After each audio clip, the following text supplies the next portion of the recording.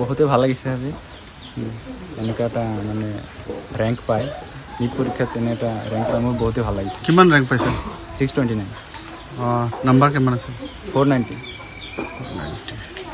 ক'ত কোচিং কৰিছিল?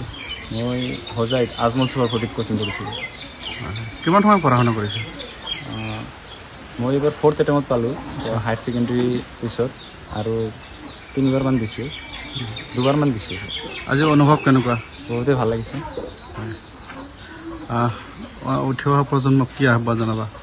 উঠি অহা প্ৰজন্মক এইটোৱে ক'ব বিচাৰিম মানে সিহঁতসকলে যিটো বস্তুত তেখেতৰ ভাল লাগে সিহঁতৰ সেইটো বস্তুত মানে লাগি থাকক, লাগি থাকিলেহে ছাকচেছ হ'ব পাৰিব।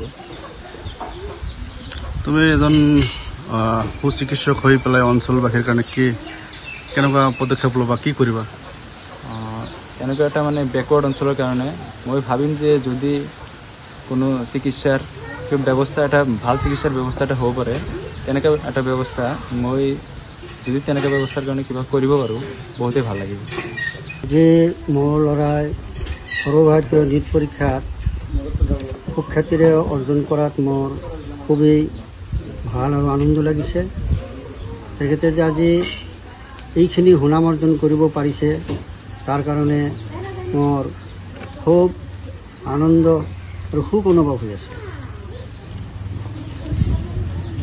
মই আশা কৰোঁ তেওঁ ভৱিষ্যতত এজন সুচিকিৎসক আৰু এজন ভাল মানুহ হওক তাৰে মই কামনা কৰিছোঁ। যাতে আমাৰ এই পিছপৰা দুৰ্গম অঞ্চলত তেওঁ দুখীয়া ৰাইজক নাইবা যিসকল মানুহৰ আৰ্থিকভাৱে খুবেই সচ্ছল নহয় তেখেতসকলক ভৱিষ্যতত চিকিৎসাৰ জৰিয়তে সহায় সহযোগ কৰিব পাৰে তাৰে মই কামনা কৰিছোঁ। আপোনাৰ ল'ৰা পঢ়া শুনাৰ ক্ষেত্ৰত কেনেদৰে মানে টকা পইচা যোগাৰ কেনেকুৱা কি কৰিছে? আপুনি যিহেতু মানে চৰকাৰী চাকৰিয়াল নহয়।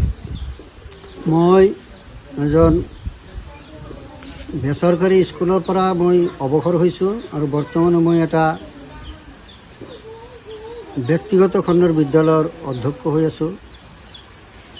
অৰ্থনৈতিকভাৱে খুবেই দুৰ্বল, তথাপিও মোৰ খুব এটা আকাংক্ষা আছে যিকোনো ধৰণে মই তেওঁক যাতে এই মেডিকেল পৰীক্ষালৈ বা মেডিকেল শিক্ষা শেষ কৰি আনিব পাৰোঁ তাৰ কাৰণে মই চেষ্টা কৰিম।